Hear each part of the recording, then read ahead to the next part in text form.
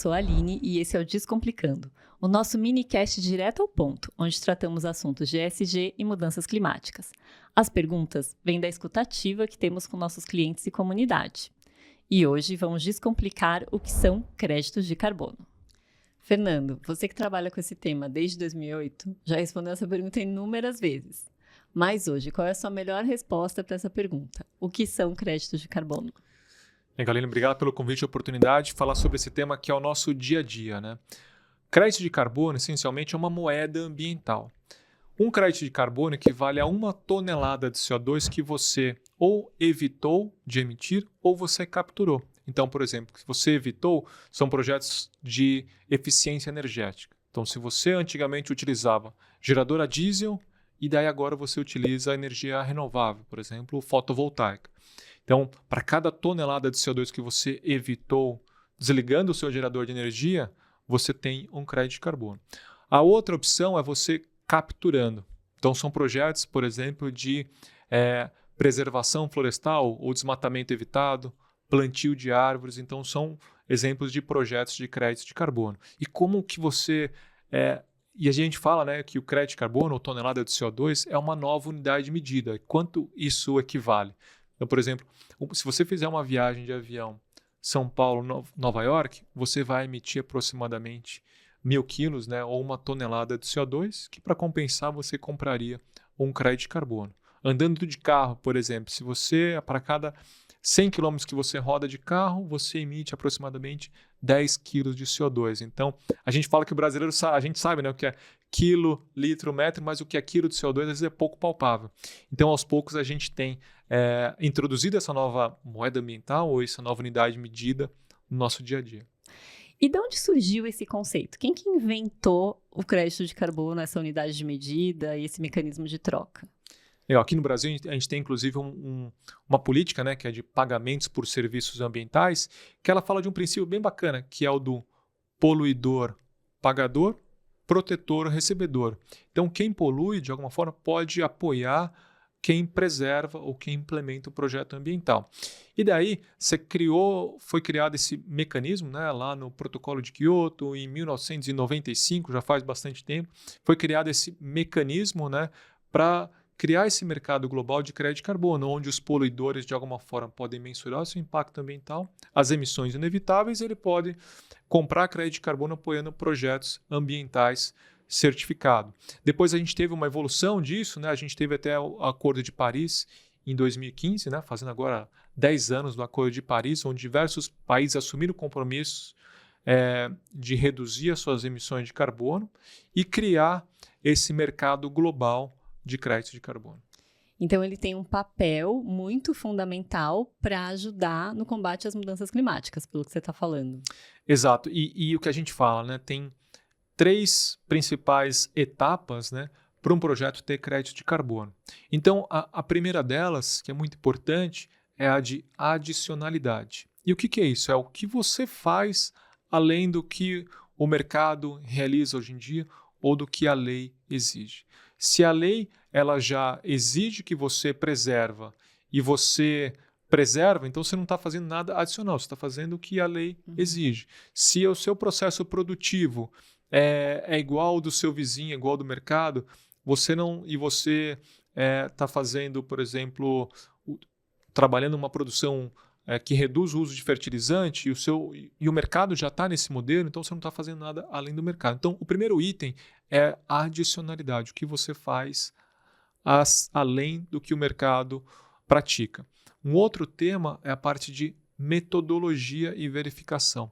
Então, não adianta só você ter o projeto ambiental, mas você precisa também ter uma metodologia que comprove esse impacto ambiental que você está evitando e também que esse processo seja mensurável. Então, por exemplo, aterros sanitários. Não sei se você lembra antigamente, né, quando você, aqui de São Paulo, quando você ia de São Paulo para Campinas, você tinha o aterro Bandeirantes, que era o antigo aterro da cidade de São Paulo, onde você tinha foguinhos saindo do aterro. E daí hoje, todo esse gás, era o gás que sai do aterro, né? E hoje todo esse gás que sai do aterro, boa parte desse gás, né, ele gera energia. Já chegou a gerar energia para mais de 600 mil, 700 mil pessoas. E se você pegasse esse projeto, então esse projeto você consegue, pelo histórico do aterro sanitário e pelo gás que você captura, você consegue mensurar e verificar esse tipo de projeto. E o terceiro item que a gente fala que é muito importante é a viabilidade financeira. Você comprovar que você precisa do apoio financeiro para viabilizar esse projeto ambiental. Pegando o mesmo exemplo que a gente falou, né, do aterro Bandeirantes, então esse projeto, se você quisesse viabilizar esse projeto apenas com a venda de energia, não fecha a conta do projeto, de você fazer toda a impermeabilização do aterro, de você fazer todo o processo de verificação. Então, o crédito de carbono, ele ajuda financeiramente a viabilizar esse projeto. E não só o aterro, né? Você tem projetos de cerâmica, que deixa de utilizar madeira da caatinga, do cerrado, utiliza casca de arroz, casca de coco, bambu. Então, existem diversos projetos que utilizam esse mecanismo para se viabilizar. E esses projetos, então você comentou sobre os requisitos, né, que eles precisam ter para gerar o crédito de carbono, mas tem alguém que verifica isso? Existe algum padrão, alguma certificação? Como que você garante que todo esse processo realmente aconteceu de uma forma correta? Legal. Existem 3 grandes certificações internacionais, né? Uma que é a da ONU, então é o mercado regulado de crédito de carbono, né? Então os países que assumiram o compromisso de zerar suas emissões de carbono podem comprar crédito de carbono da ONU. Outras 2 certificações que são bastante conhecidas é a Gold Standard e o Verra. Em 2022, a gente criou o primeiro certificado e plataforma de negociação de crédito de carbono do Brasil, chamado Carbon Fair. Então, hoje, no Brasil, também as empresas podem comprar crédito de carbono certificadas por empresas brasileiras, projetos brasileiros, e tem um padrão brasileiro, que é o Carbon Fair, e podem comprar de uma forma relativamente simples. Às vezes, com 2 cliques, no Marketplace, você consegue avaliar os projetos e comprar crédito de carbono para compensar suas emissões e apoiar esses projetos. E qual que é a importância desse mecanismo do crédito de carbono? Por que ele é relevante hoje? Ele é muito importante porque ele é uma forma de você ajudar financeiramente a viabilizar projetos ambientais, sociais e promover essa transição de matriz energética, por exemplo, você atuar de uma forma efetiva frente às mudanças climáticas. Então, é uma ação efetiva, verificável e que traz benefícios reais, não só ambientais, como sociais e diversos outros benefícios, como criação de empregos verdes também no local. Bacana. Então, toda essa teoria, ela é muito legal. Mas a gente escuta muita crítica também sobre projetos de crédito de carbono. Então, vou direto ao ponto. Crédito de carbono é greenwashing? Legal, a gente escuta isso. Acho que a principal crítica que a gente escuta disso, né, do mercado de crédito de carbono, né, é o greenwashing, ou é a lavagem verde, ou a maquiagem verde. Realmente existem muitos projetos, muitas empresas que aplicam greenwashing. Então, ele é uma verdade, mas ela não é uma verdade completa. A gente coloca 2 temas importantes, né? As empresas que compram crédito de carbono, que eles não se preocupam com a sua operação, eles não engajam suas pessoas e simplesmente compram crédito de carbono para falar que são carbono zero ou atingir o seu compromisso net zero, essas empresas estão praticando greenwashing, porque eles não estão realmente comprometidos com a redução das emissões de carbono.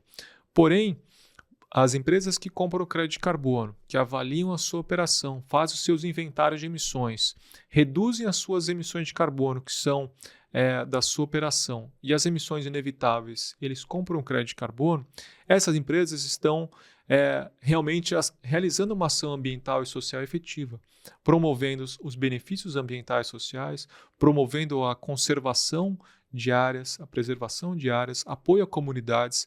Então, você tem esses 2 lados, empresas que realmente só compram por comprar, a gente fala que eles assinam um cheque, né, e passam a borracha na consciência, mas também tem as empresas que realizam isso de uma forma correta. Então, e o segundo ponto, então você tem as empresas que realmente compram, tem esse compromisso, e você também tem a questão dos projetos que têm crédito de carbono. Então, é muito importante as empresas que vão fazer a compensação de carbono apoiarem projetos de crédito de carbono de alta integridade. E o que é isso? São projetos que trazem reduções ou capturas efetivas de crédito de carbono e trazem a questão social também. Promovem o desenvolvimento local, geração de emprego local. Então, essas são os cuidados que as empresas precisam tomar para mitigar qualquer risco de greenwashing. E uma vez que você tem, então, essas empresas, de fato, comprometidas com a sustentabilidade e os créditos de carbono com alta integridade de outro lado, como é que eles se encontram? Como é que é feita essa comercialização, essa troca? Como é que a empresa encontra o crédito de carbono? Legal. As empresas elas podem fazer a compra de crédito de carbono de diversas formas. Hoje, nas plataformas que a gente comentou internacionais, né, as plataformas de, por exemplo, a ONU ou Verra, você tem lá os créditos de carbono registrados, mas é difícil, às vezes, você ter acesso a quem que tem o crédito de carbono, qual é o valor desse crédito de carbono. Então, olhando isso, a gente criou, né, a certificação e o marketplace do Carbon Fair, onde as empresas, com 2 cliques, ela consegue conhecer, ter mais informações sobre o projeto de crédito de carbono e comprar esses créditos de carbono. Então, é relativamente simples. A gente também, se você quiser ter se as empresas quiserem fazer um trading, fazer uma negociação, ter um estoque de crédito de carbono, então comprar um volume maior de crédito de carbono e depois revender ou utilizá-los aos poucos, você pode fazer na plataforma de crédito de carbono. Um outro tema que a gente acha importante é as pessoas, às vezes, têm dificuldade, mas eu vou comprar, mas o que isso tem a ver com a minha operação?